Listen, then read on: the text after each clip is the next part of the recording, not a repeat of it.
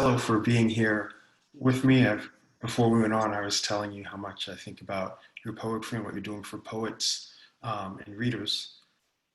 You move me, you inspire me, and I'm really happy to share this space with you. Um, that said, I think we're going to start with some sweet tunes from you. No? Yeah, of course. Yeah, I'd love to. Thank you so much for letting me be part of this event, Rowan, and to celebrate your book coming into the world. Um, yeah, I can't wait to get my hands on it. Um, Again, thank you, and thanks to Green Apple for hosting. I'm just going to read a little brief excerpt from my memoir, Children of the Land. And this is an excerpt on repetition. There was a time when I believed in repetition, when I thought repetition meant things would be simple, predictable. Maybe then, when nothing changed, when all the variables were accounted for, I could move through the world in a way I had never moved through it before. How I imagined mostly everyone else made it through their day, intact, aware of what time it was, what time of day, what time, aware of what time, day, or month it was.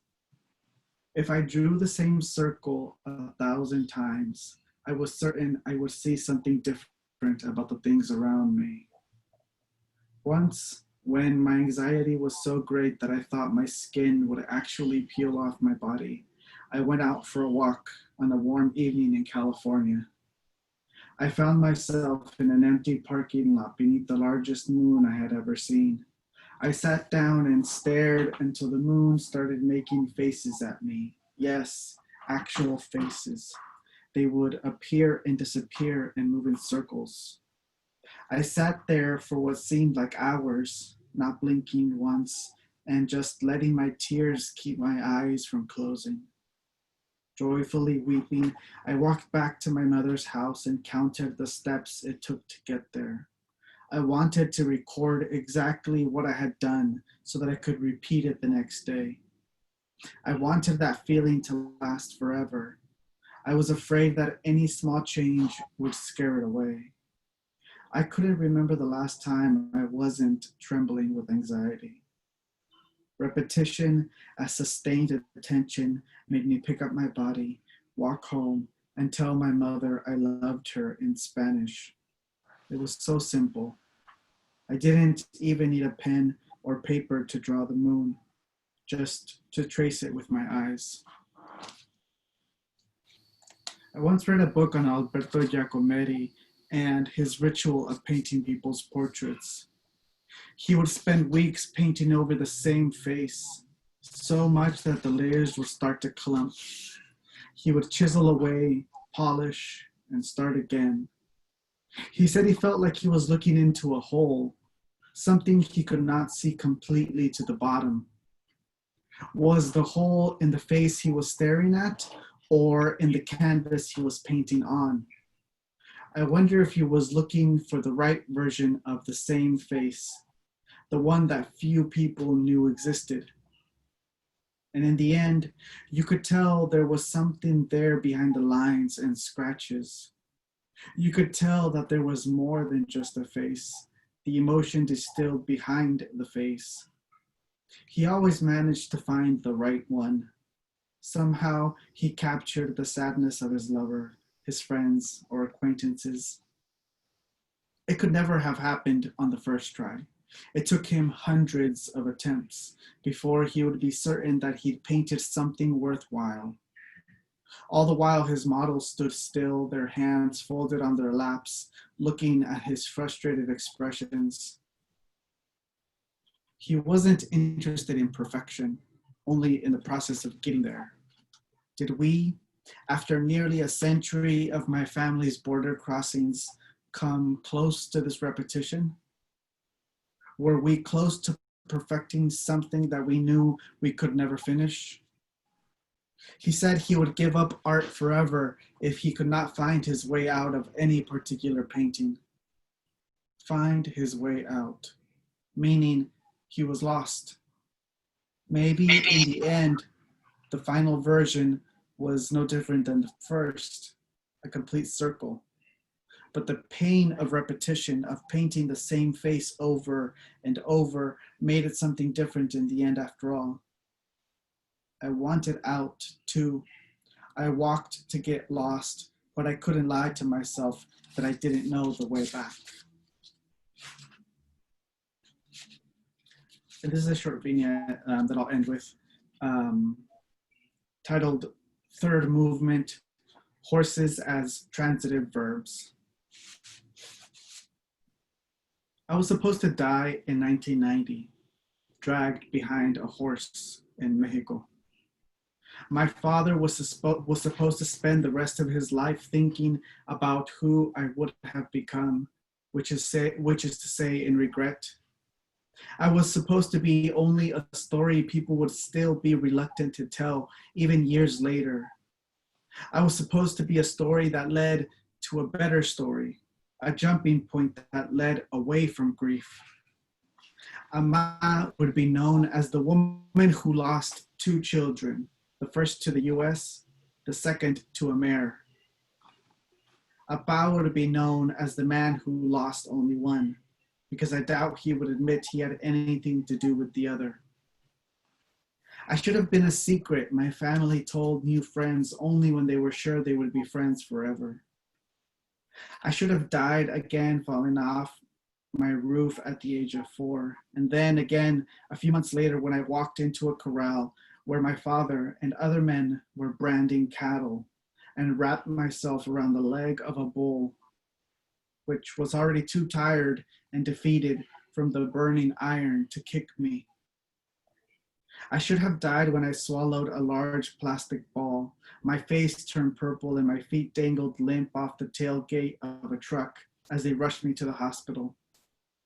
Before arriving, I looked at my mother's face covered in tears and said, "It's okay, Emma. It went down. You don't have to cry anymore."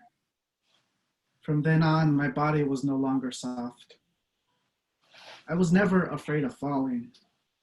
I didn't think falling would hurt. Because I did not die when I was supposed to, there were times I thought I wouldn't. I liked commotion, things that went fast. I liked the horses my father broke, even though they almost broke me. They would run around him in circles all day until they learned what it meant to go left, what it meant to go right, and eventually hung their heads low to the ground in defeat. They bucked and they kicked until they knew the common sign for stop, slow down, go fast. My father made a hole in the dirt from spinning on the same spot. He was like the shiny nail of a top, the horses lassoed to his waist, trying to run away from his hollering and his madness. Thank you. Oh, that was wonderful. Thank you. But you're not done yet, Marcelo, because I'm going to start with one of your poems. Oh, wow.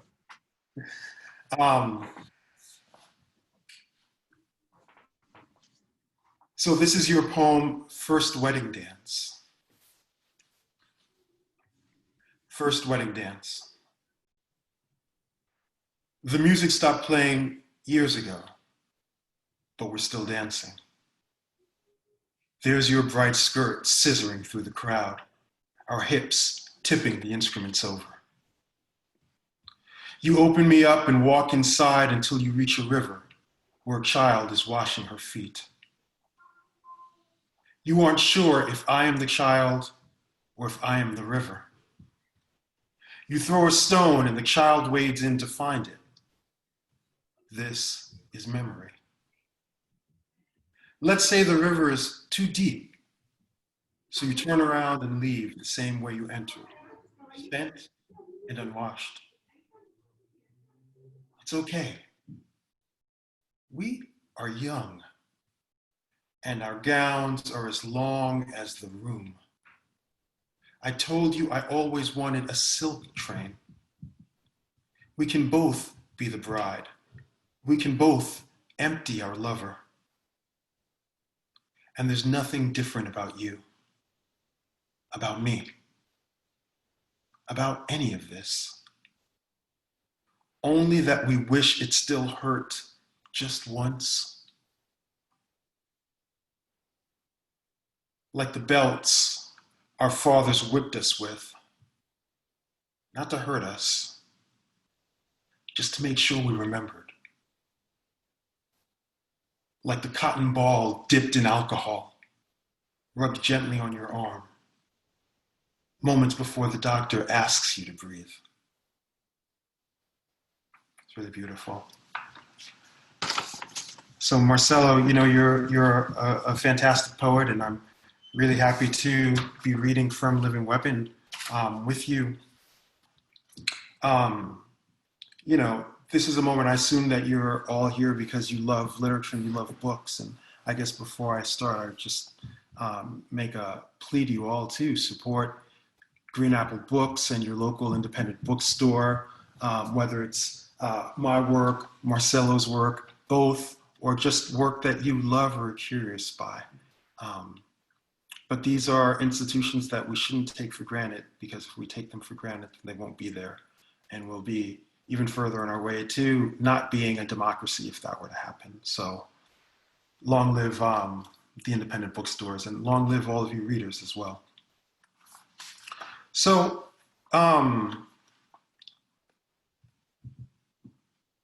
Marcelo's poem is a bit of a spur for me.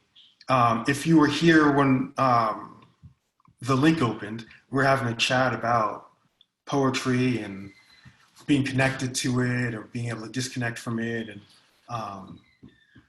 what that's like.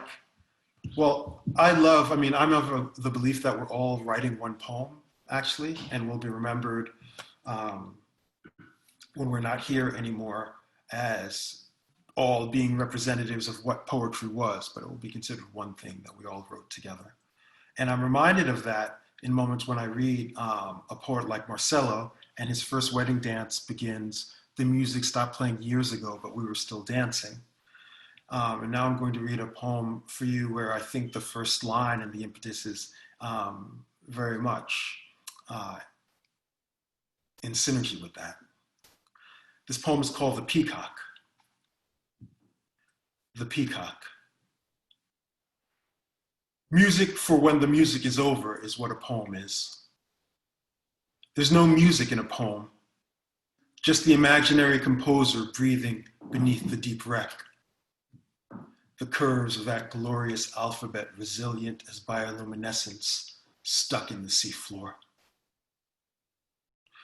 There's something to it, how poems pretend to sing, as a peacock pretends in the wide span of its plumage that there's no end to it. The far stars of galaxies in its ocelli gazed, and gazing is one. The first fissions finally arriving at the listener, who makes sense of it sooner or later.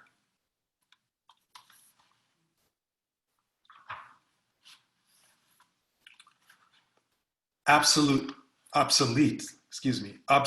machinery.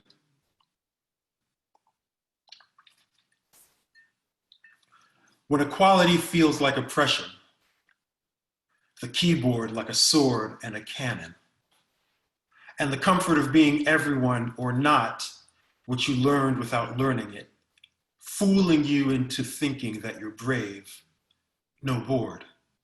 It wasn't quite football season yet, was it? And there was Charlottesville, flickering like a pixel in the Legend of Zelda. You dreamt of being there, cool in the crowd, your matching tiki torches almost touching in the trolling night. A Southern Cross, and someone dumb enough to drive the car. Wake up. We've sent tin cans past Neptune. It's the 21st century.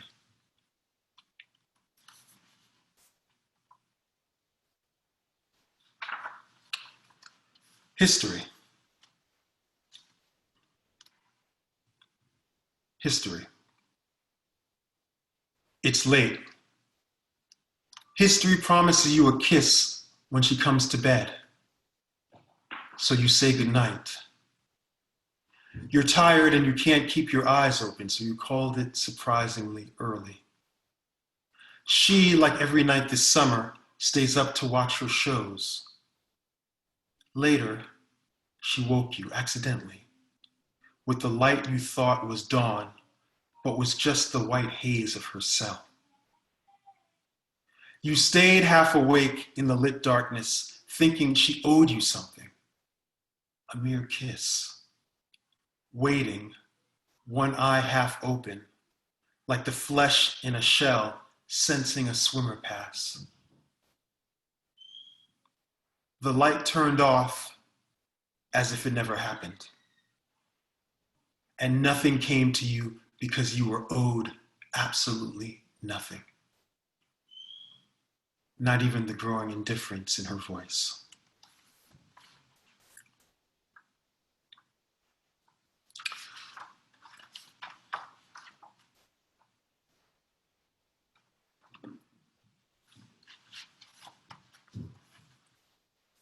When Prince passed, I wrote this poem called Purple Elegy.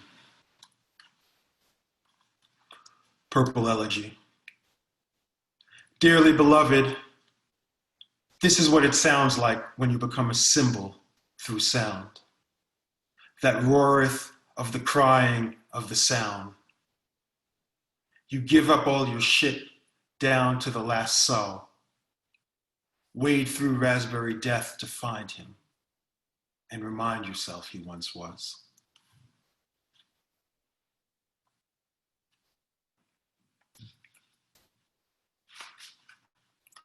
Tradition and individual talent. I wandered through each chartered street till I was shot by the police.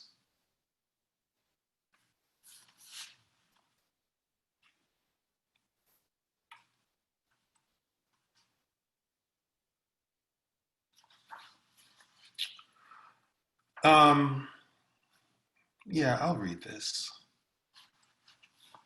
So, did you grow up playing an instrument, Marcelo? I did not. Well, when I was a kid, I was, my parents had designs on me being a pianist, so I had a lot of piano when I was a kid.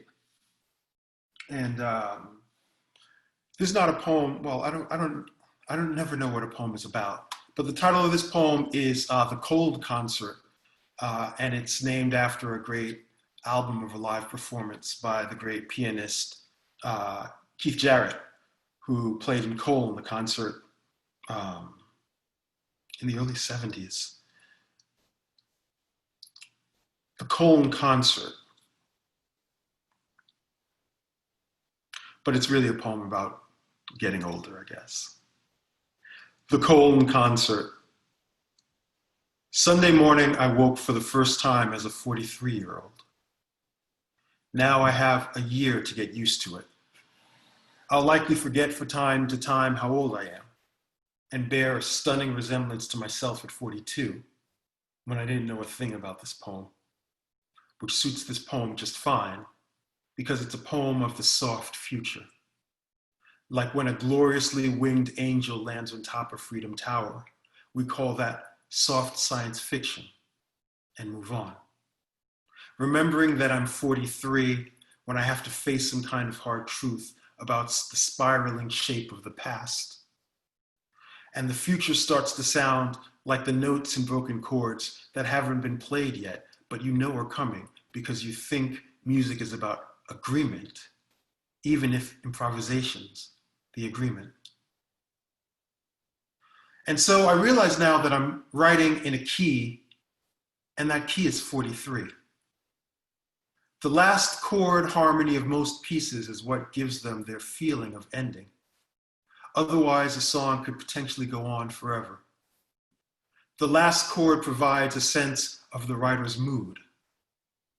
Remember, C major and A minor use the same notes. Their relations in different moods. an upper and a downer, light and dark.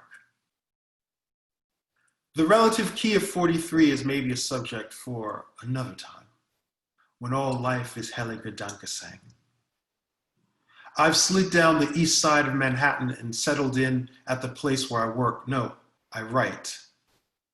It's knickknacks of a writer's life catch shine under the desk lamp like seashells. On my desk, a bunch of tennis results from 2017, a few galaxies scribbled in black, red, orange, and blue by Astrid, who'll turn 40 soon enough in a provocation of sun. Whether I'm here or not, I'll be 80 by then. Whether I'm here or not, my face will be a fugue of stars. Was I not born to be the pianist who moans and stomps his feet under the tug of a chord's tide? Years from now, when it's not a November afternoon and you don't look at the time and don't feel like all the sunlight's been sucked from all the air, as though all the air is just the narrow bottom of someone's cup, remember what I'm asking you here, because it wasn't a rhetorical question.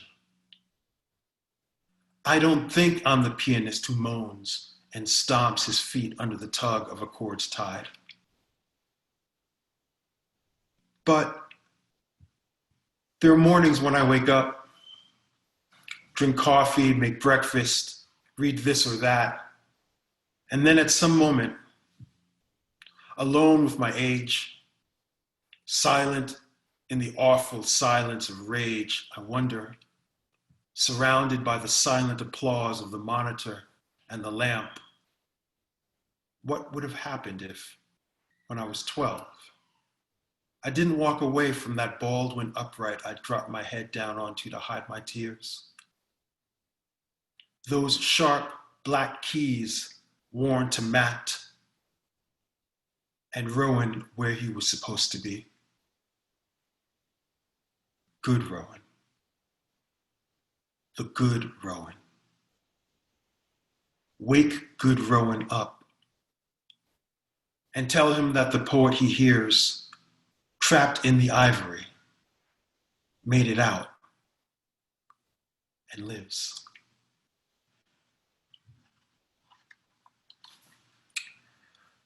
Etude on Man.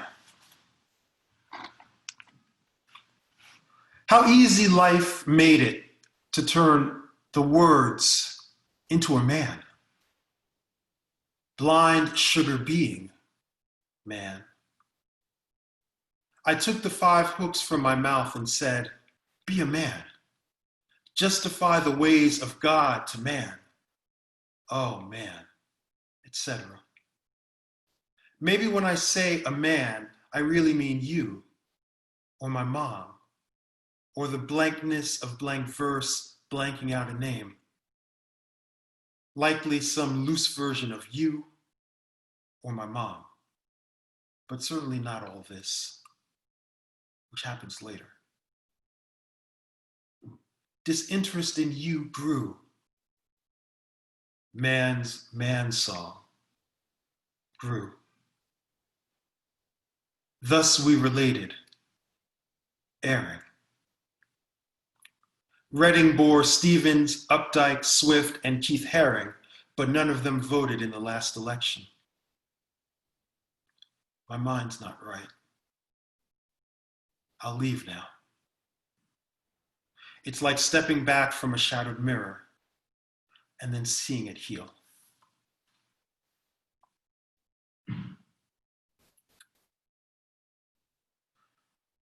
So this poem is called Mortality Ode.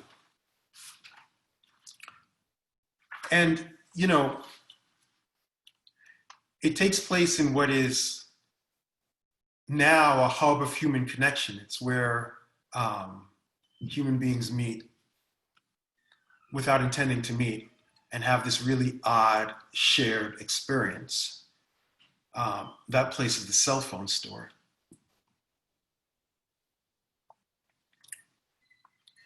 Where we feel so mortal without our phones, don't we? Mortality Ode. Waiting in the cellular store like waiting for bread, we see two NYC police cars pull up, casually, one behind the other. Two officers enter, two wait outside. One struts up and stops a few feet from the counter and leans forward, like a dark blue crane. The person at the front of the line, over whose shoulder he makes concrete the coarse abstraction of his presence, doesn't turn. The woman behind the counter asks the officer for his name, which begins with officer. She tells him he's now in the system. She'll call him when it's his turn, to make himself comfortable. The other officers come in then. They begin fidgeting with the phones on display and talk about those things they feel they can talk about, suddenly public in their public service, hemmed in with the rest of us cut off from communication, worldless. I have no idea how much time has passed now. I don't have my phone. Well over an hour? I feel a creeping hunger. Anyway, one of them breaks away from the conversation for another compulsory round of seeming like he has something to do. Brim-waisted, he dawdles past the digital tablets and begins testing the weight of oversized smartphones and smartphones small enough to fit in a watch. His right hand hip high and resting on the pimpled, black, blunt end of his piece as he walks, like all of them, unbalanced but propped up by strange gravity now visible. A monochrome, unearned elegance. He orbits us, curious for a moment about his future, about what will be in his hand when it's not reaching into a holster, when he checks the weather and wonders what in the world to wear. I watch him pass by the inventory on display twice before he slowly strides over to the glass window in the back corner of the store, where a solitary engineer tinkers with unresponsive hardware clinging to life. He leans forward the way his partner did, as though he is learning something or remembering something or being someone, learning something or remembering something, his right hand lifting from the dead metal and meeting his left on the blue ledge of the swing door, shut tight just below the window, locking his fingers together, arms akimbo, his badge now caught on the edge like a wedge. And then, just as it looked like his nose might touch the glass, the guy who's been helping me, who disappeared into those mysteries of the back, the shelves of stock, bouquets of crumpled stuff, the Shangri-La of the staff, John, emerges from an unseen door and asks the officer if he can pass. Sure, the officer says, and the brother makes a beeline to me. My phone is finally ready. It took a while to transfer all the content to the upgrade, lots of data, but I'm all set now, he says. I turn the phone on. The black screen ignites, singing a single held passion note, a pretense of life, then stops, revealing my home screen. Everything I had before looks up at me now from the sleek mirage of short-lived newness, short-lived lightness. But it's pretty though. True. Thanks.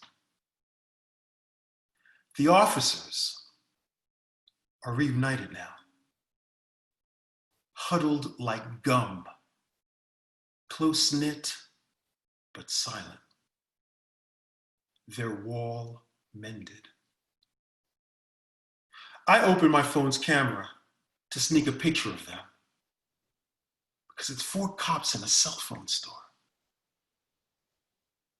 I lift my phone nowhere near their direction, as though I'm simply testing its weight while straining subtly to center them in the aim. The blurs flame, then suddenly flare and come into focus when the guy who's been helping me, without looking up from his monitor, his hands still resting on his keyboard like hands holding the end of a net, asks me, his voice quick as a Camaro, if I think I'll want protection for that. Because you never know. You never, ever know. I'll just read one more poem. Thanks so much.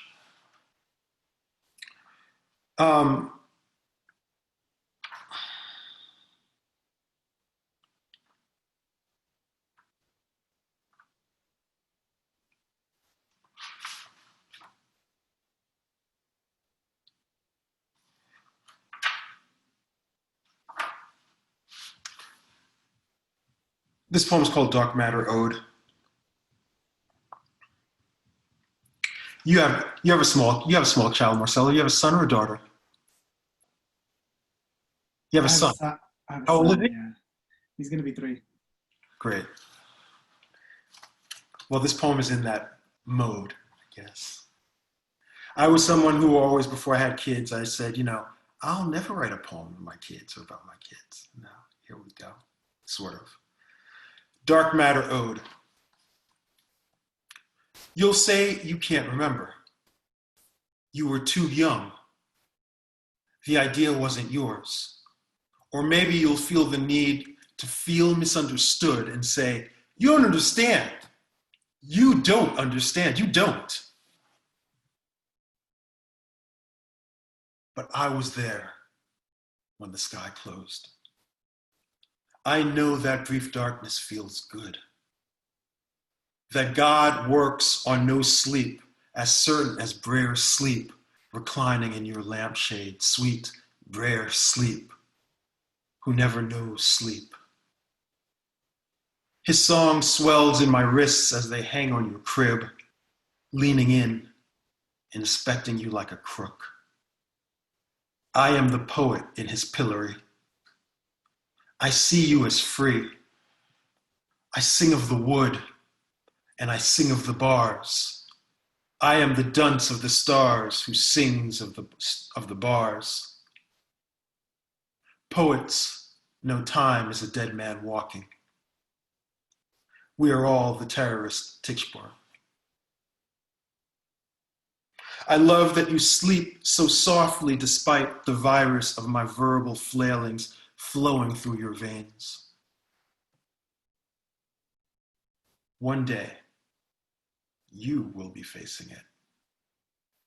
The reflective black immensity of it all, and you will seethe and set out into a world of science and anger I can't know or imagine. Today won't matter to you because today to you won't be today by then, which went like this. There were the IMAX movie about dark matter and the protests about how Black lives matter. But then for you, the same sleep, and then a million years from now, someone will discover that something like this one moment could have happened, could have mattered. That you asleep in your crib were God in the machine. And that poem your father wrote you was a fucking living weapon. Thank you, muchas gracias. Muchas gracias.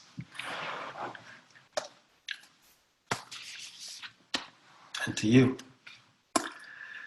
That's fantastic, Rowan. Thanks, man. Yours too. Yours too. Thank you. It's it's good to walk these out to the public, and as much as kind of talking into a screen is a public, and we promised that we play it fast and loose with the rules. So we're happy to take questions through the Q&A. You can just send any questions if you'd like to for me or Marcelo. And in the meantime, you and I can, I guess we can chat a little bit. I mean, I have so many questions for you, but I guess I find myself wondering, where are you now, poetry or prose? That's a really, really great question because I don't know the answer to that. Good Um, answer. yeah, I mean, we were just talking about inviting things, earlier when the link opened up, we were talking about inviting things into our, either letting things into our imagination, into our like poetic imaginations, um, or guiding them towards there. So I guess right now the content is the content. The small moments that I don't want to forget are just that, the small moments that I don't want to forget. And so their vehicle, I think, are less important to me right now. And I think having a son has changed. Having a child has changed that. Um, I'm a lot more patient with myself. Mm, In terms of, again, rethinking what value is in terms of productivity and um, what it is that I'm doing. There's, I guess, before there seemed to be, it seemed to be like poetry was the higher purpose, and now I just feel like it's a stepping stone. um, and so, which is why I'm not in so much of a rush to like get another book of poems out or get another book of prose out. um, and I'm okay with that. I'm reading. I am, like I mentioned, I took up solo backpacking, so I'm up in the mountains for a couple days at a time. were you able to Um, do that with the fires? I had to take off about 2 weeks. So in 2 weeks, I wasn't able to go. But I usually like to go up on the weekends. But with the fires, it was too bad. Actually, more than that, it was like a good three weeks that I had to take off. But yeah, I guess when I'm up there, um, I'm more focused on not rolling my ankle in a stone than I am about thinking about other things. And even in the quiet moments, the absolute quiet moments when I've made I've made my tent and I have nothing else to do but think. Right. Sometimes one time I forgot a book and I had nothing else to do but think. And go figure. There were times when I couldn't even sleep without having to have the TV on because I needed something to always be happening. Huh. Right. So I don't know how you feel. I guess with like the barrage of just everything being thrown at us. Yeah. Yeah, I mean, I definitely feel as though Living Weapon is a book that is a response to everything being thrown at us and kind of like the nonstop external stimuli and so much of it being harrowing. And what happens if, the book before Living Weapon was a meditation on heaven and the idea of paradise and an afterlife. And I found that that was a very kind of quiet, meditative book. And these poems in this book, as you heard, they have so many people popping in and out of them, and tones and registers, and they're poems from between 1960, 1960 2016 and 2019, I guess. Um, and poetry is very much for me music for when the music is over, like that line in the Peacock. It's always belated, it always comes after something. Um, and yet it has this great veneer, this great skin to it. You know, great poems feel as though nothing has come before them, that they predate everything. Um, but this is certainly a collection of poems that couldn't escape the moment that it found itself in. And, you know, a lot of these poems, I think, wanted to even meditate on something else and contemplate something else. Um, but the pressure of the world is it's very great. It's Yeah, very great. yeah. Do you think like this is the only book that you could have written right now? Or do you think this book, because I'm always thinking of the moment in a poet's life when they write that particular book. Um, what would this book have looked like had you attempted to write it? This particular book with all the poems 5 years ago. Oh, yeah. I mean, it's not a book that would have happened 5 years ago, I think.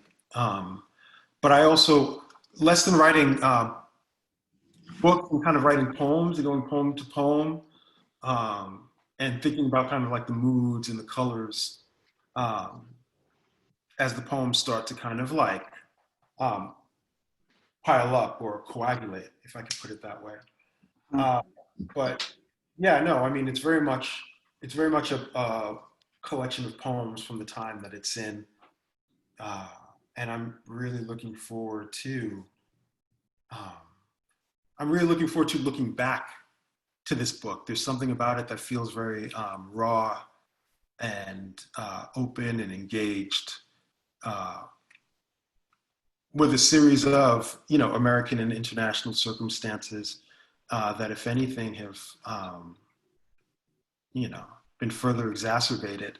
So I guess my work is largely like what happens when uh, you live with the sanctity of poetry. I mean, poetry for me is the first government, it's the first church, the first ancestor. Um, and yet, that government, if you will, is on the brink of being usurped by um, ignorance, madness, and selfishness. And I didn't, you know, poetry is the music of what happens, but this is the music that's happening. So Yeah, yeah, at some point, I'll make something else. But yeah, right now, at least in terms of poetry, this is this is where my muse is at, and yeah, it's a matter of accepting that and being true to it. yeah. I mean, I kind of felt the same way too, but that only happened with me when I started writing prose, and it Mm. felt like with poetry it was less. Um, I felt like I was less beholden to responding. I felt like I could weave through ideas in a way that there didn't need to be for me a time stamp on the poems.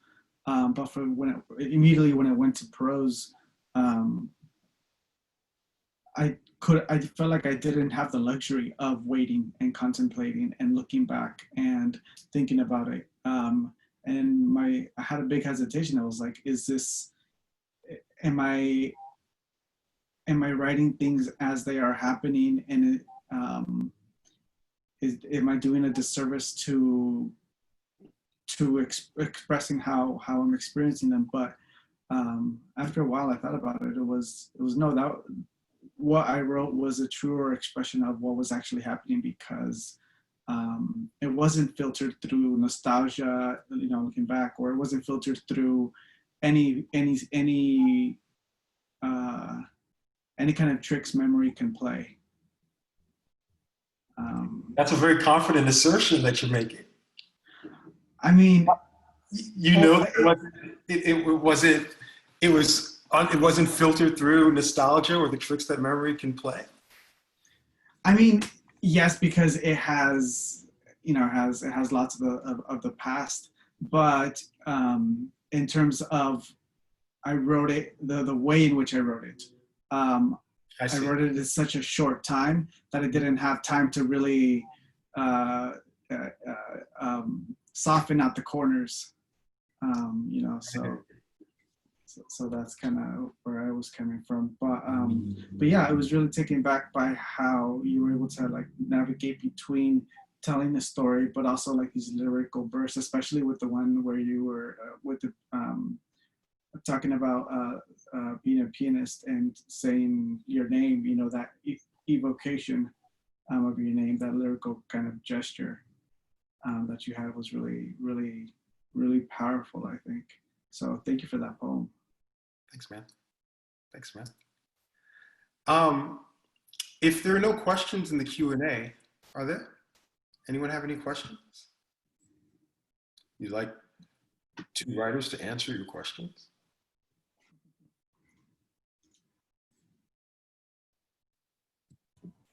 I Hi, have a Car. question. What Hi, do I have a question if there are no questions. But for I wanted to thank and compliment you both for joining us. It was truly lovely and just I'm so appreciative of hearing both of your work. So thank you for joining us this evening. And both also, your work is so complimentary. I'm so glad that we got to have you both together. And it's so wild to me that there's these kind of, you both had these moments of like alternate mortalities where you know Yeah. your moments you're supposed to die, etc. It's so funny that that came up in both of your work. What are the chances? And then the figurative and literal musicality that you both had. My question was more because you're both translators. I was wondering if you want to talk about what you're working on now, if you're working on any translations, and also it's an art I have a huge amount of respect for, and I was just wondering how your processes of writing poetry and your processes of translating, how they intersect or how they don't at all, whatever that looks like to you. Do you want to talk about that? Please. Oh, okay. Um, I feel like I always feel guilty when I'm translating because I really love to take. I have to always restrain myself because I feel like I take too much liberties of in the translation. So I am I am adding to how does it go? I forget how the idea went that I read one time about translation. About I think it was Schopenhauer was talking about translation, about the role of the translator being is not so much to make to make say English more like the Greek, but the Greek not Englishize the Greek, but it's confusing. If I find it somewhere, I'll tweet about it. But I've been feeling guilty that the exciting moments are when I tend to take more liberties with the translation rather than like the very literal moments. And that might just be like the poet in me, like finding these things and knowing, that I'm translating. This isn't my work. So that's kind of where I'm at. I actually owe a few people some translations because I'm collaborating. So you just reminded me to send some emails soon. But yeah, I like translating for that kind of movement between taking liberties and also being very a lot more literal and true to the translation. I like poets I like reading the same poem translated by different poets and seeing just how wildly different their translations are. I am translating some poems by a marvelous contemporary Catalan poet named Melcion Mateo. Would really recommend to you Google him. He actually lives in Florianopolis now, but he is a fantastic poet, and I need to get along with those translations like Marcelo and turn them in. but I'm also, because I'm thinking a lot about prose poems, I'm thinking about diving into Gustavo Adolfo Becker, who's a really fantastic 19th century Spanish poet, romantic poet, Spanish romanticism. Translation is, everything is translation. First of all, um, I live in a house where we speak Catalan half the time and English half the time, and we don't know what language is coming out when we speak. But for those of you who are joining us now, if you have any interest in writing, I'm going to give you some advice that I always give, and it's that study translation because it's a great corollary towards empathy, but it's also, just practically speaking, a wonderful tool against writer's block. Mhm. If you are blocked, translate something. Pick it up and translate. If you say, oh, well, it's not going to be any good, translate, and what you have that's not any good, then start to edit it and work on it. And you'll see that the work of poetry is also biomechanical. It's the work of working on something. If you don't have any languages other than English, then take a poem from a Czech poet or a Polish poet or a Filipino poet writing in Tagalog, and put it through Google Translate, and it's going to come out indecipherable. And from that indecipherable mess, make something new. But poetry comes from the ancient Greek word making, poiesis, and it's a process.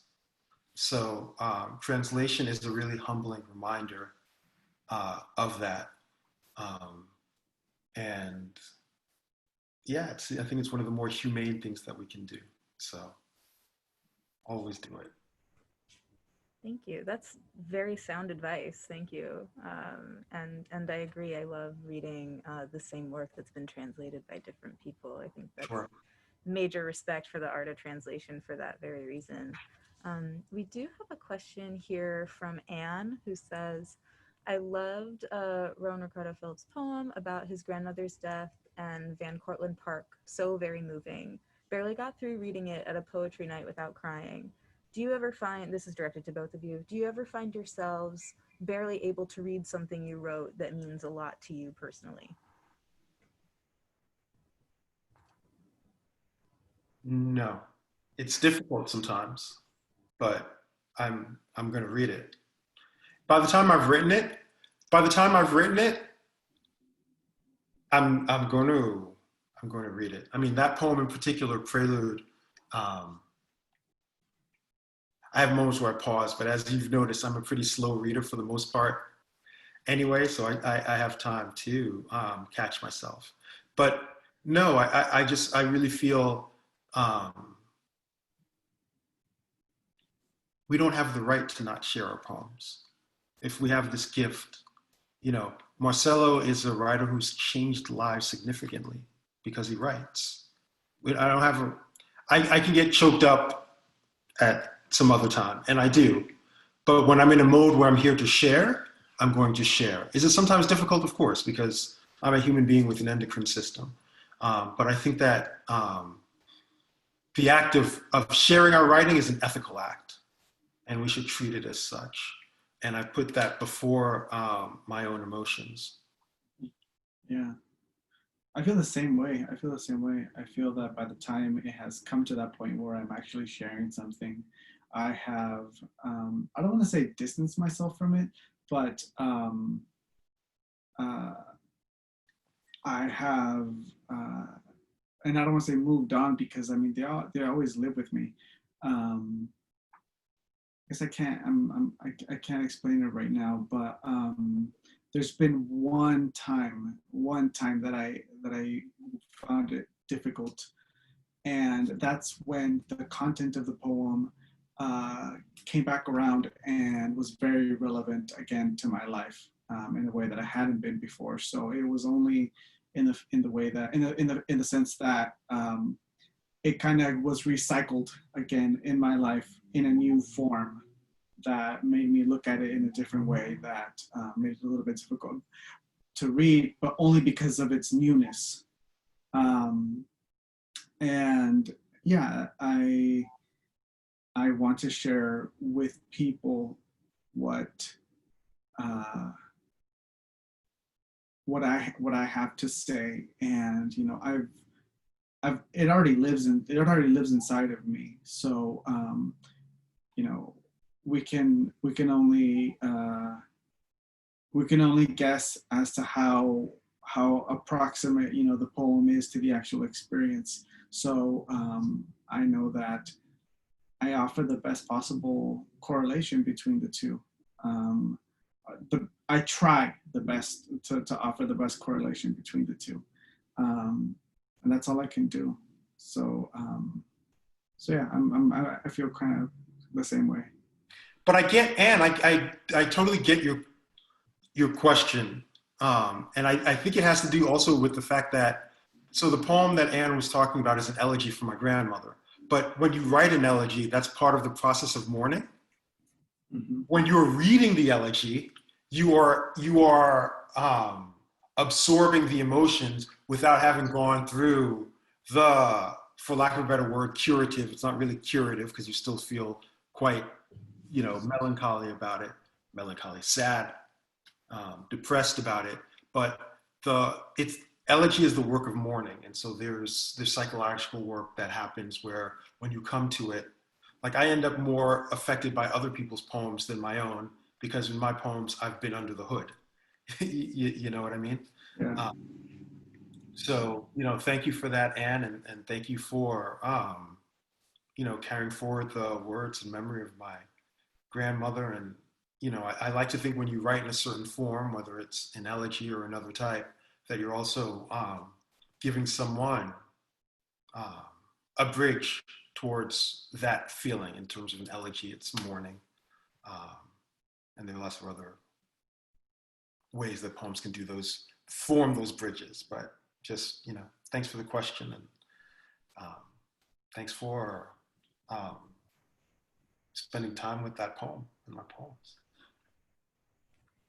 Well, if there are no other questions, I have plenty of questions, but if there are no other questions from the audience, you'll forgive me. I'm broadcasting from in store, so I keep taking my mask on and off. Want to be safe.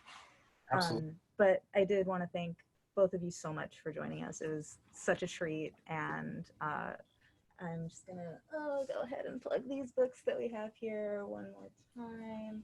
This is Rowan's book, Living Weapon. We have Marcelo's book here, Children of the Land. Thank you so much. It was a true delight, and thank you for spending time and sharing your wisdom with us, and for just being so gracious in general. Well, I'm such a big fan of Green Apple Books. Thank you for everything you're doing for writers and for literature. And please, if you're going to pick up a copy of my work, go to the website and pick one up at Green Apple Books, and show them some support for putting together this wonderful event and giving me the opportunity to meet and share some words with Marcelo. It was wonderful. Thank you so much. Thank you both so much. Thank you all for joining us this evening, and have a good one. Good night. Ciao, folks. Bye. Stay safe.